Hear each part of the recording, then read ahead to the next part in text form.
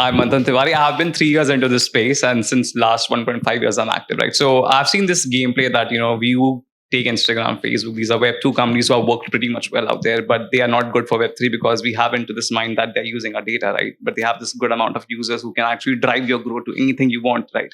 But Twitter is working in that way, right? Twitter is into Web3 because people have talked their thoughts about. LinkedIn is the way you generate B2B of Web3, which is actually the core B2B of Web3, right? Where you do partnerships where you get users. So how do you define that? The top of the funnel to get to a user to your community is like, I believe it's Twitter first, because I don't see a project, I just see it's a suggestion, they pop up because I follow too much Web3, and then I go and see about the project, and then I go into the community and I see whether they're talking or not. So how do you define Twitter as the top funnel, or you think would be changed over the time? Yeah, I think it still depends on where the people you're looking to target are, right? So Twitter has a very niche kind of audience, which is typically like people who are working in tech, or it's a small bubble of its own, right? Like there's this acronym crypto Twitter or tech Twitter, so there is like a small group of people there. I don't know why exactly it ended up this way, but maybe because, for example, if Instagram is where you signal vanity, then for example Twitter is where you signal your like intellectual vanity, right? You can come and show off about how smart you are or how many people listen to you and stuff like that. So maybe it's ended up that way. But it would really depend. Like for example, a lot of people may start off with like a Telegram group, which they've advertised through Facebook. If a lot of folks are on WhatsApp, or if they're on Merge or any of these apps, right? I think ultimately, if you want to build a community, from what I understood, your question is that you want to build a community. Where do I find my users? Right? Yeah. Yeah, I think in our circles, maybe it starts from Twitter, but it would vary vastly. For example, Ku India may be a place where you'll find your users as well, right? Like you have to it's the same as any product building principle. You have to see where your users, customers, or people are, and then just go and create a community there. So maybe there are existing Discord servers or something where people are. Then you have to go there and find your users, right? It really depends on what audience you're looking for. Like, I'm trying to think of an audience that would not be active on Twitter. Like, let's say if you wanted to form a community of coastal Indian fishermen, right? You'd not find them on Twitter for sure. You'd have to go to like the coast and then recruit them, or go to a cooperative and recruit them or something. So I think Twitter is great. There's no harm in Twitter. But why do you want to define your funnel to one medium, right? You can have Twitter, you can have meetups like this. So there was someone who was building like a bridge, e-commerce bridge for Web 2 to Web 3. For that person, he needs to go to the Web 2 world, needs to go to the D2C communities, right? So it again defines on what you're trying to build, and then find where these people are. So Twitter, LinkedIn. If I'm looking to build an investors group, then I would rather do it on LinkedIn than Twitter, if I have to choose one platform. But today's world allows you to have multiple platforms. So why choose one?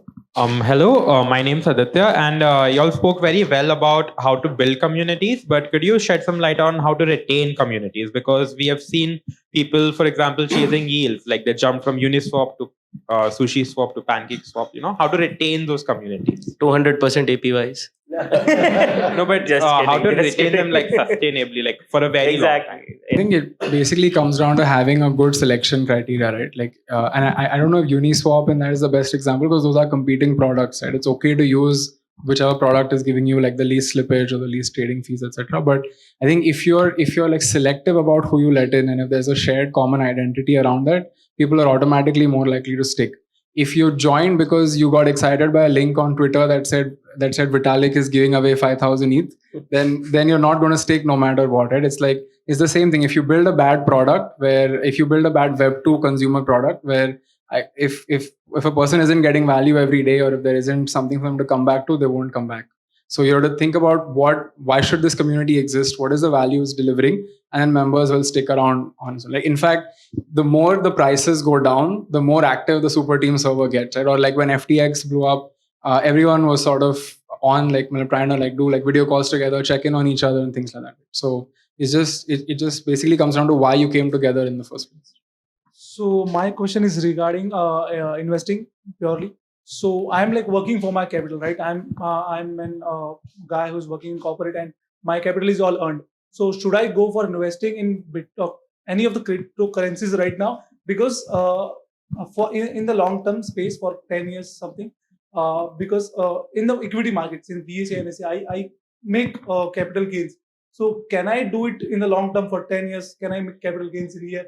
What is your point of? So before you guys answer this, I'm quite sure that nobody will be able to answer this with 100% conviction, right? We all are believers, right? And that's how wealth is built, right? You believe in something and you put your money on it, but it's something very personal. You have to do it for yourself. I can't tell you if you should do it or not. I don't know what's your risk appetite. I don't know what kind of horizon you're looking at. I don't know if you're married or not. I don't know if you want to have kids or not. So it's very personal. Nobody, I don't think anyone would be able to answer that question, at least to this level, for sure. But in case you still have anything in mind, The only advice I'll give you is do your research before investing in anything, right? Just don't invest in something just because someone told you this is good, right? Put everything till you're not being able to answer the questions why you're investing in that tool, don't invest, right? So be it Bitcoin or be it any of the cryptocurrencies or a project or even Web2, even equity, whatever it is, right? Do your research.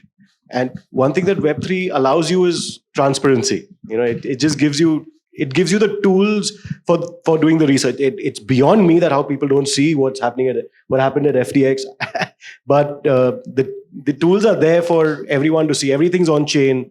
You can see the Explorer and see what the tractions happened in a particular protocol if you're looking about Web3 and everything. So do your research.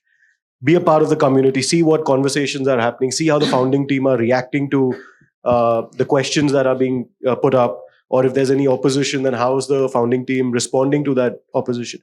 Is there utility to that project, right? Is there a purpose for that project being there in the first place? So like any startup that you would invest in, you would see whether that's a product or service that is going to be sustainable. So do all of that research and then invest what you can risk.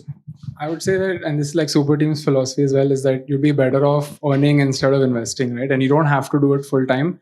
You could, if you're young right now, you have energy and time, right? So you could do it on nights and weekends and stuff. All the time you would spend researching and investing. Of course, you can invest, and again, right? It's like invest things you're willing to lose, do your research well and all. But one of the good things about Web3 that we said earlier, right, is that it's fluid contribution. So if you find a project you like, you can also use your existing skills to make a contribution to them. Whether you're a writer, a designer, a marketer, a coder, there's most of these projects will have open bounties or open tasks where you can just go and add real value, and you may just get paid out in the project token for that, right? So, and that way you could over a year or two build up sort of your confidence to go full time as well. So you'd get much better return by working in the space and then just by investing, especially if you're earned capital as well.